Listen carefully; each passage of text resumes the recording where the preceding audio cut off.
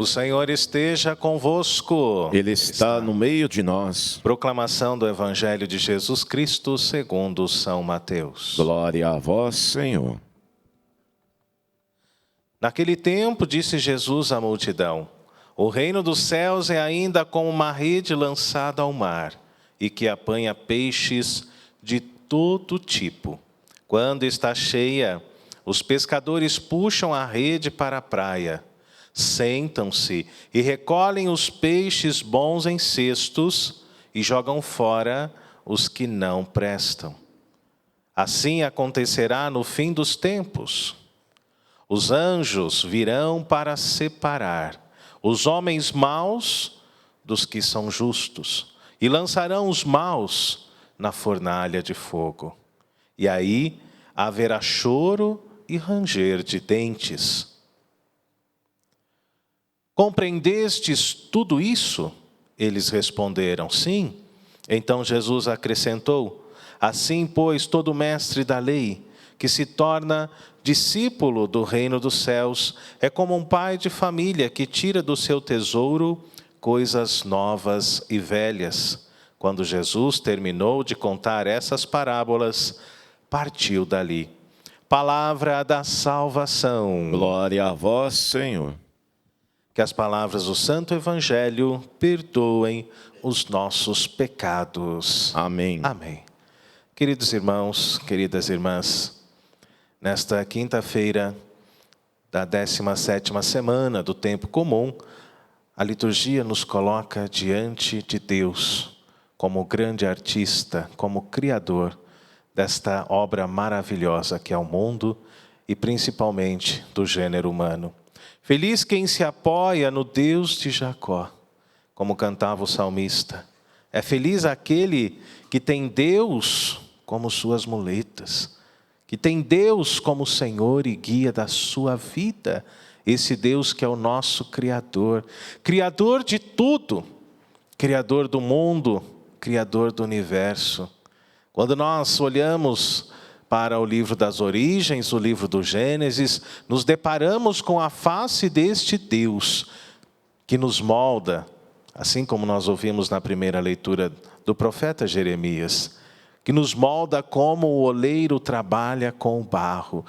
E é desta forma que o Senhor nos criou, do pó da terra, do barro, porém, soprou sobre nossas narinas o seu ruá, o seu Espírito Santo.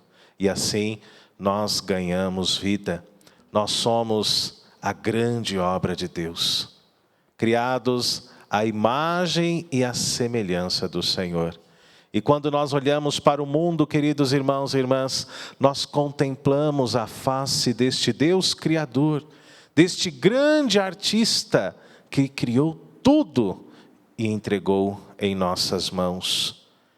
O salmista já dizia: o Senhor fez o céu e a terra, fez o mar e o que neles existe. É este oleiro, é este Deus que molda tudo conforme a sua divina vontade. E mesmo quando o homem resolve, através do mau uso do seu livre-arbítrio, através das suas escolhas, destruir aquilo que é divino, Deus molda novamente, porque o nosso Deus é amor. O profeta Jeremias, no capítulo 18, nos fala sobre isso. Deus é aquele que nos molda, é aquele que faz novas todas as coisas. Como o barro é na mão do oleiro, diz o profeta, assim sois vós em minhas mãos, casa de Israel. E o Senhor quer nos moldar, o Senhor quer nos modelar. O Senhor quer que alcancemos a santidade, quer que alcancemos o seu reino de amor. Quando o vaso que moldava com barro se avariava em suas mãos, ei-lo de novo a fazer com este material um outro vaso, conforme melhor lhe parecesse aos seus olhos. Deus não desiste de nós, queridos irmãos e irmãs. Para Deus, nós não somos descartáveis. Muitas vezes o homem se trata desta forma, não é? Não preciso mais daquela pessoa, e joga fora. Mas Deus não. Deus nos molda novamente, porque Ele faz novas todas as coisas. E Deus tem este poder de uma situação de morte, de escravidão, de trazer a vida e a libertação. Foi isso que Deus fez diante da história do povo hebreu, diante do domínio do faraó lá no Egito, diante da escravidão. Deus trouxe vida. Deus, através de Moisés e Arão, trouxe a libertação para o seu povo. Diante do peso do nosso erro, do pecado original, Deus enviou o seu próprio Filho, aquilo que está no concílio de Nicéia, no credo niceno-constantinopolitano. Ele, Jesus Cristo, que é Deus de Deus, Ele que é a luz da luz. Ele que não foi criado, não é criação de Deus, mas foi gerado do Senhor para a nossa libertação. Deus nos ama a ponto de enviar o seu próprio Filho para fazer novas todas as coisas. E é isso que Jesus Cristo faz, queridos irmãos e irmãs. No Evangelho de hoje, segundo Mateus, no capítulo 13, mais uma vez somos colocados diante de uma parábola de Jesus sobre o reino dos céus. Hoje, o reino dos céus é comparado com uma pescaria. O texto que antecede esse de Mateus 13, versículos de 47 a 53, é aquele que diz que o reino dos céus é como um terreno aonde se encontra um tesouro. O homem vai e vende tudo o que tem e adquire aquele terreno porque ele sabe que ali está o seu grande tesouro. O reino dos céus é como uma pérola preciosa, que um colecionador de pérolas deixa tudo o que tem, vende se necessário as suas outras, para conquistar aquela, porque ele sabe que aquela é a mais preciosa de todas. O reino de Deus é uma grande pérola em nossa vida, queridos irmãos e irmãs. E hoje Jesus continua nos falando sobre ele. O que de fato Jesus quer nos dizer? Todos seremos julgados diante do dia de Yahvé. O texto de hoje, mais uma vez, eu repito, ele é cheio da escatologia, porque nos fala das coisas últimas, nos fala sobre o fim do mundo, o fim dos tempos, nos fala sobre o julgamento, nos fala sobre o céu e também sobre o inferno. Jesus disse à multidão: o reino dos céus é ainda como uma rede lançada ao mar e que apanha peixes de todos os tipos, e nós somos esses peixes.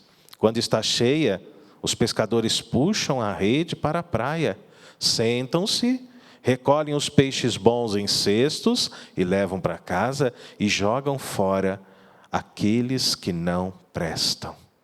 Por isso, queridos irmãos e irmãs, é preciso caminhar vigilante, é preciso caminhar na oração, porque o reino de Deus é o nosso grande tesouro e nós não podemos perdê-lo. Que eu perca tudo no mundo, na vida, mas que eu não perca o reino de Deus, que começa no meio de nós, que é semeado pelo próprio Cristo Jesus, Ele que em outra parábola é o semeador que semeia no meio de nós as sementes do reino do Pai. E assim acontecerá no fim dos tempos.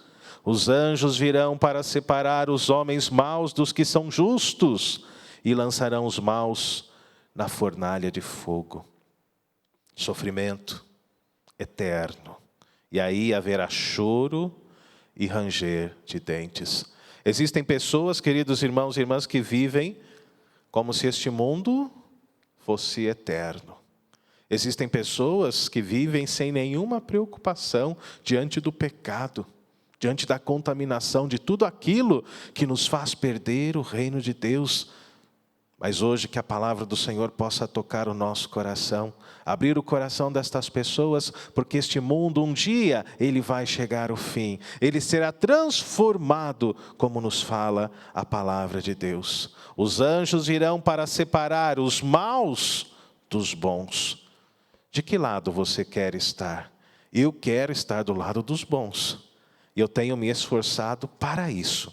Por isso, na minha vida pessoal, na minha vida de espiritualidade, eu separei 8 caminhos, 8 passos para mim, para que eu possa alcançar o reino de Deus. e eu quero dividir com vocês. O primeiro, ame a Deus acima de tudo e de todas as coisas. É mandamento do Senhor.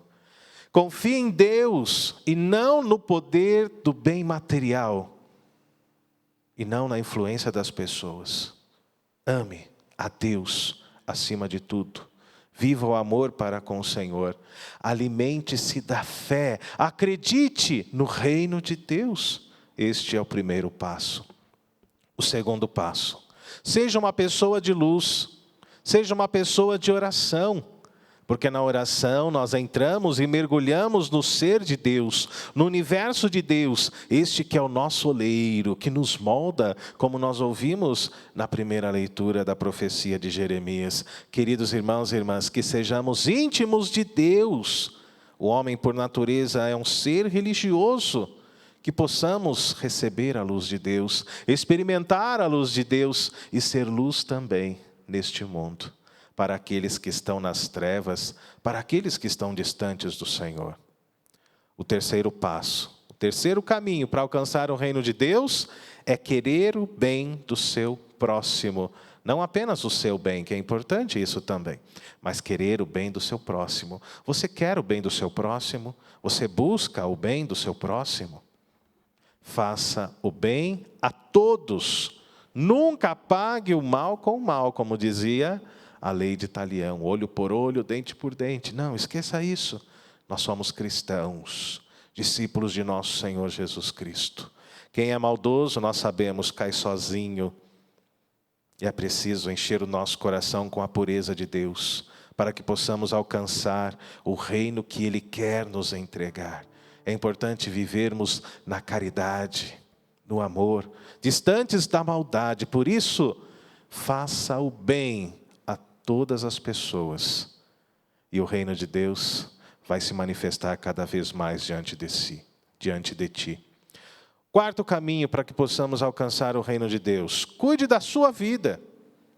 Padre, é isso mesmo? Cuide da sua vida. A vida, amados, é curta demais para que nós possamos perder tempo com outras coisas, como por exemplo a vida do nosso semelhante. Você precisa conquistar o céu. Eu preciso conquistar o céu, e o nosso tempo é curto, não é, meu irmão?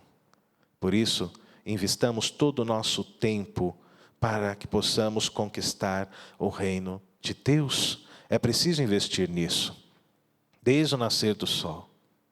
É preciso cuidar de si, é preciso cuidar da sua caminhada, conquistar o reino para a sua vida. Fuja, queridos irmãos e irmãs, de pessoas fofoqueiras, que perdem o tempo falando de todos, porque essas cada vez mais se afastam do reino de Deus. Quinto caminho para que possamos alcançar o reino dos céus: não trame ciladas, nem armadilhas para o teu próximo. Mas ele me fez o mal, viva o perdão. Deus é o justo juiz. E o texto de hoje nos fala e nos coloca diante dessa escatologia, não é? Entregue tudo para Deus. É preciso viver com um código ético, com valores, que sejam do amor, do perdão, da misericórdia e da caridade. Sexto caminho: afaste-se de pessoas falsas e invejosas, daquelas que não querem a sua felicidade. Essas são perigosas, essas afundam a nossa vida. Pessoas que simplesmente te sugam, pessoas que propõem uma falsa amizade. Deus é o nosso melhor amigo. Afaste-se de situações que fazem com que você perca o reino de Deus. Sétimo caminho que vai nos ajudar na conquista deste tesouro, desta pérola preciosa: aprenda a dizer não para certas pessoas e principalmente para o pecado. Nós não podemos agradar a todos, somente a Deus. Esta deve ser a nossa única preocupação, não é? Aprenda a dizer não para o pecado e sim para as coisas de Deus. Assim como nós rezamos: venha a nós o vosso reino, seja feita a vossa divina vontade. E o oitavo passo, o oitavo caminho para que possamos alcançar o reino de Deus é visualizar este reino, é visualizar o reino dos céus. Crie, sonhe com o reino de Deus. Imagine você do lado de Jesus. Imagine você agora do lado da Virgem Maria, dos anjos, dos santos. Imagine você ao lado dos entes queridos que já estão lá na eternidade. Que alegria! Cada dia que passa, eu digo, o céu se torna mais lindo, mais sedutor para cada um de nós. Imagine você ali, diante de Jesus Cristo, adorando-o em espírito, em verdade, numa felicidade infinita. Que Deus nos ajude, queridos irmãos e irmãs. Feche os teus olhos por um instante agora. Imagine este reino de Deus. Imagine você ali no céu, chegando ao lado de todos os anjos e santos. Imagine você adorando o Senhor.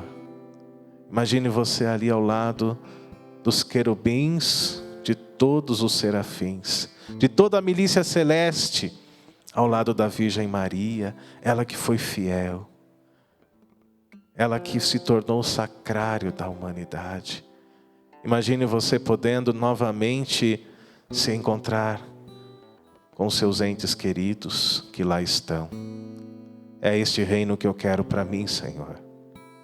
Não permita, Jesus, que o mal, que o caminho da maldade, as ciladas do inimigo, façam com que eu perca esta profunda e eterna alegria. Louvado seja nosso Senhor Jesus Cristo. Para sempre seja louvado.